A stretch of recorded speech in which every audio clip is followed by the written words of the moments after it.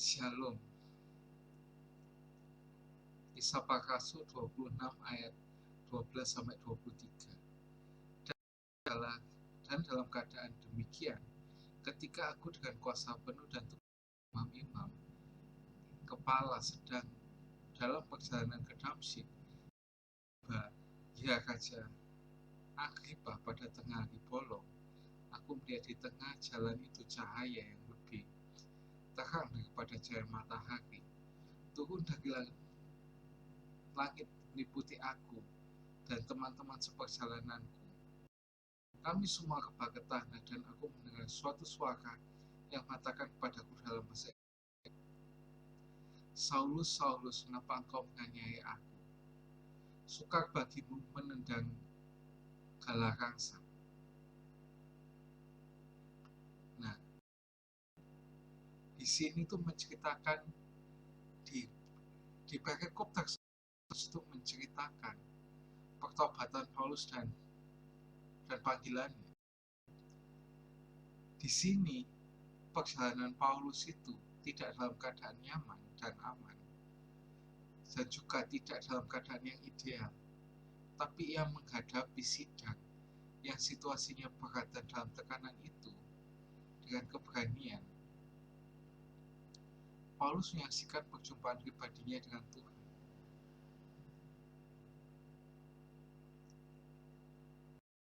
Kisah Rasul 26 ayat 27 sampai 38. Percayakah engkau, Raja Agripa, kepada para nabi? Aku tahu bahwa kepada mereka. Jawab Agripa, hampir saja kau yakinkan aku menjadi orang Kristen. Nah, di sini Paulus sekalipun dalam tekanan, Paulus itu enggak beban berat atau minta dikasihani sama mereka atas situasi yang dia hadapi. Tapi Paulus justru kokoh dan tidak goyah, dan juga tidak ragu dalam imannya. Bahkan Raja Agripa benar-benar diyakinkan oleh Paulus untuk menjadi orang Kristen. Nah, apakah kita bisa seperti Paulus itu, di mana kasih mula-mula berpihak tetap menggebu-gebu, berapi-api dan menyala sampai nanti didapati Tuhan, hati kita tetap teguh dan tidak gentar serta tidak goyah. Sekalipun ya, kan kita masih manusia biasa, fisik kita itu bisa lemah, tapi kok kita harus tetap menyala-nyala dan tidak menjadi lelah.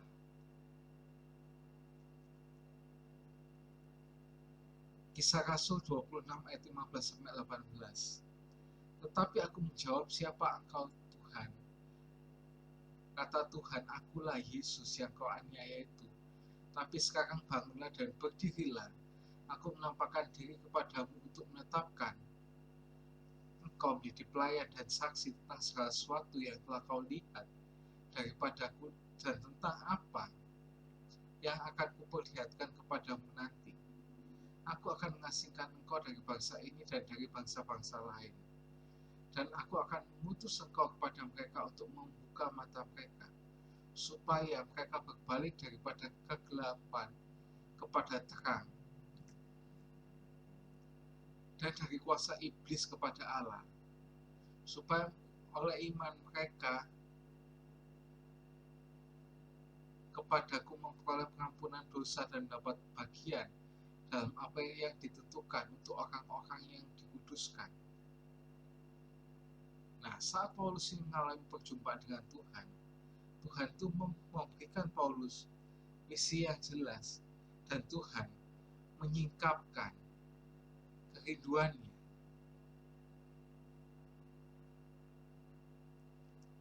Nah, di sini poin yang pertama, hidup menjadi lebih bergairah.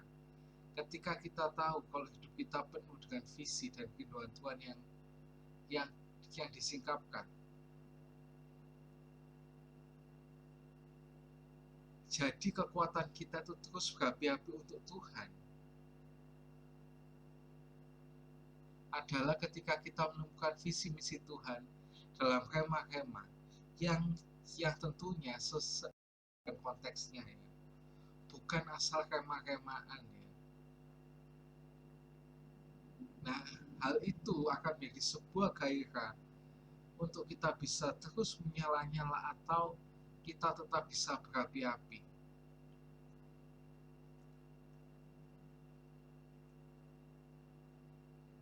Lanjut, Matius 6 ayat 6. Tapi jika engkau berdoa, masuklah ke dalam kamarmu, tutuplah pintu dan berdoalah kepada Bapamu yang ada di tempat yang tersembunyi. Maka Bapamu yang melihat yang tersembunyi akan membalasnya kepadamu. Nah, di sini ada waktu-waktu kita bicara secara personal pada Tuhan. Karena disitulah Tuhan tidak hanya menguatkan kita, tapi juga memberikan perintah untuk kita lakukan. Nah, ini poin kita yang kedua, yaitu tempat rahasia kita dengan Tuhan menjadi tempat Tuhan menyatakan firman-Nya. Artinya, tuntunan Tuhan itu penuh kuasa untuk memimpin kita dalam mengerjakan kerinduan hatinya.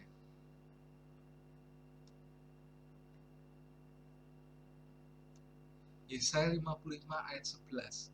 Demikianlah firman-Ku yang keluar dari mulutku.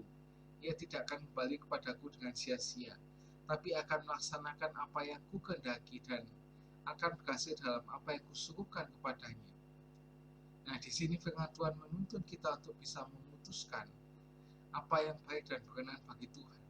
Perjumpaan kita dengan Tuhan, perjumpaan kita dengan firman maksudnya, menjadikan iman kita semakin kokoh sekalipun di tengah tantangan dan tekanan seperti sekarang ini. Kita banyak tantangan yang harga naik-naik terus itu ya. Selain harga naik, kan ya cari kerja susah gitu loh ya. Gaji dikit dan sebagainya itu ya.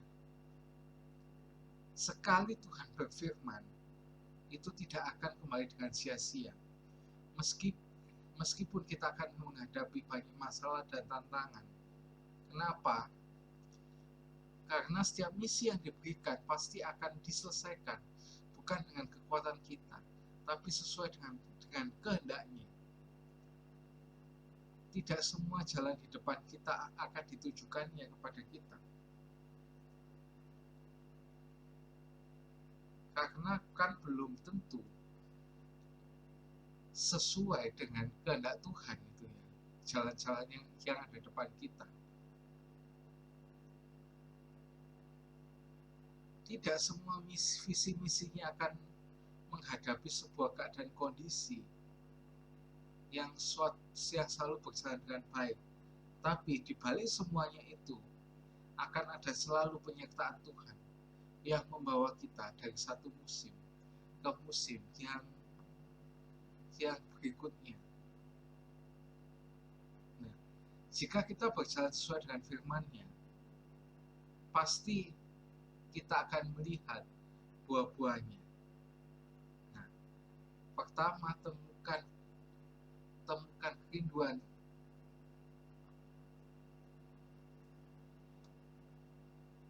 Tuhan. Selama kita berjalan dengannya, terbukakan jalan dan kita akan mendapatkan banyak ikan. Maksudnya untuk membawa orang kepada Tuhan. Bukan ikannya itu adalah berkat-berkat jasmani ya. Di kota ini nggak ada tempat untuk teologi kemakmuran. Walaupun kadang-kadang di beberapa hal itu nggak bisa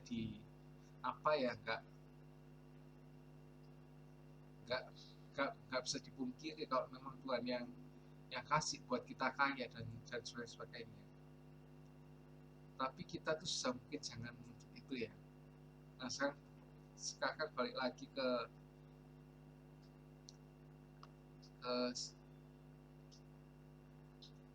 topik. kita balik ke Kisah Para Rasul 26 ayat 19. Sebab itu ya Raja Agripa, kepada penglihatan yang dari surga itu aku tidak pernah taat. Nah, di poin yang terakhir itu, yaitu respon dari rema adalah ketaatan untuk melangkah, bukan keyakinan dalam pikiran. Di sini Tuhan berbicara dan kebesarannya.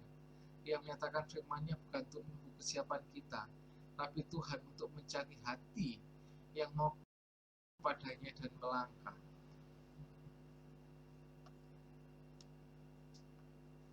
Kita baca ayat yang ke-20.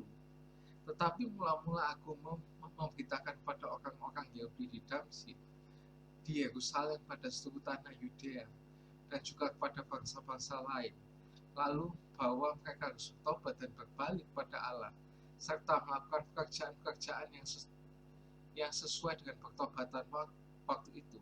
Dan ini artinya apa di ayat 20 ini? Orang yang memiliki visi Tuhan tidak akan menyia-nyiakan waktu, tidak menunda-nunda, tapi segera mengerjakannya. Ketaatan itu bukan berbicara tentang nanti, melainkan ketaatan itu berbicara tentang segera dikerjakan.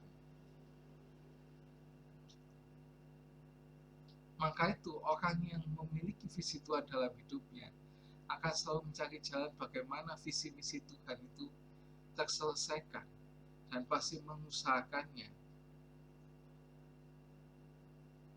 dan mengerjakannya sampai selesai.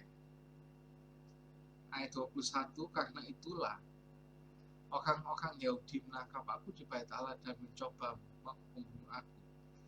Ini artinya apa? Setiap kali kita berjalan dalam kemah dan tuntunan Tuhan, ada tekanan dan hambatan yang mencoba meruntuhkan dan membuat kita menyerah.